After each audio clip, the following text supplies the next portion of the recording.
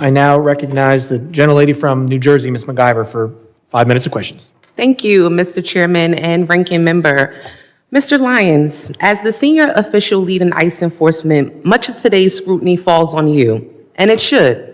We have seen repeatedly that Republicans, Trump administration, its DHS, and your agency will do absolutely anything to avoid answering for your actions.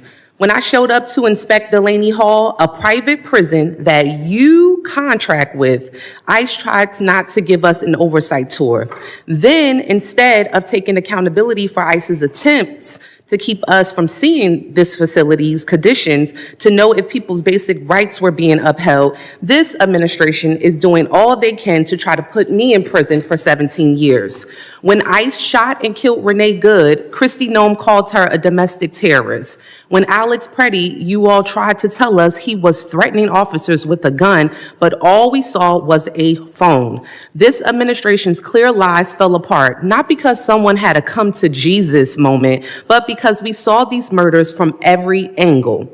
You are only here because public outrage has become so unavoidable. You are here, Mr. Lyons, because white people are getting shot in the face and chest when the cameras are rolling. Because now my Republican colleagues care about optics. But when Keith Porter Jr., a Black American citizen, a son, a father, and a man loved by many was killed by an off-duty ICE agent on New Year's Eve, there were no hearings. So this is for him today. In my district, Jean Wilson Brutus, a Haitian immigrant, a beloved family man, died within 24 hours of being in ICE custody. He is just one of more than 30 people who have died in ICE custody last year. This is for all of them. Every human being your rogue, out-of-control agency has hurt, hunted down, imprisoned, killed, and continue to hold hostage even after they have agreed to be deported. We know this administration doesn't care about protecting people or sparing lives. We all see so plainly what you are doing, what you have been doing to Black and brown folks, immigrants, people silenced in the shadows, now in broad daylight to people peacefully rejecting your cruel agenda in the streets, which is their right to do. This is the despicable but predictable result of an agency that laughs at oversight, receives billions to deploy lethal force on our neighborhoods, and seems to believe that they are above the law and should be without accountability. This administration believes it can act first, explain later, or hell, never explain at all, as we see here today. You all seem to think you are the highest power who decides which people deserve dignity, protection, due process, but you are wrong. We are here for answers. We are here for accountability, and we are here because people are dying. Let me repeat that. People are dying, and you don't seem to care. So, Mr. Lyons, I've heard my colleagues ask many questions over and over again, and you cannot answer them. So let me ask you some questions that you may be able to answer. Mr. Lyons, do you consider yourself a religious man? Yes, ma'am. Oh, yes. Okay, well, how do you think Judgment Day will work for you with so much blood on your hands?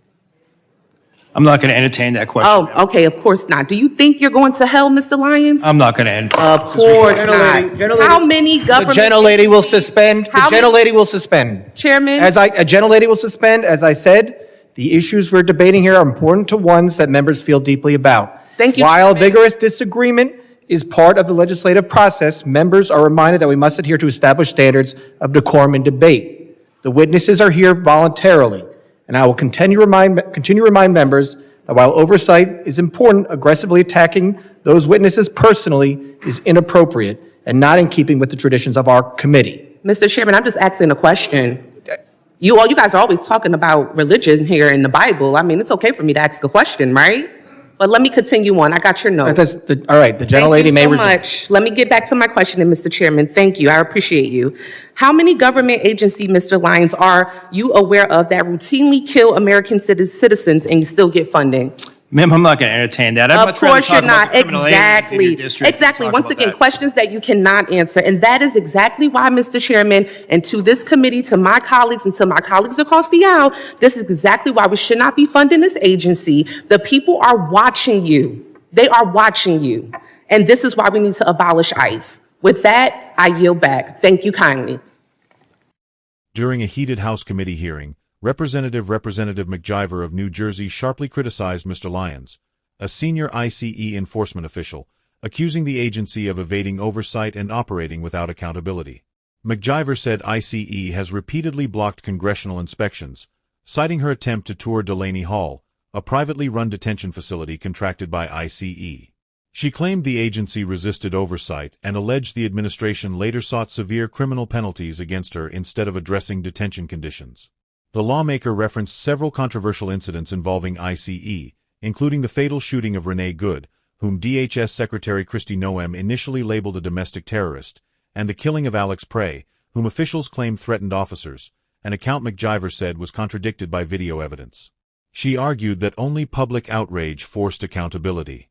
McGyver also highlighted the death of Keith Porter Jr., a Black American citizen killed by an off-duty ICE agent, noting that no hearings followed. She further cited the death of Jean Wilson Brutus, a Haitian immigrant who died within 24 hours of entering ICE custody, and said more than 30 people died in ICE detention last year. Calling ICE a rogue agency, McGyver accused the administration of targeting immigrants and communities of color, dismissing oversight, and using lethal force without consequence. She said the agency acts first and refuses to explain later. Tensions escalated when McGyver questioned Lyons about his religious beliefs and moral accountability. Lyons declined to answer, prompting the committee chairman to intervene and remind members to maintain decorum, stating that personal attacks on witnesses were inappropriate. Undeterred, McGyver argued that Lyons' refusal to answer fundamental questions underscored her position that ICE should no longer receive funding. She concluded by calling for the agency to be abolished and yielded back her time.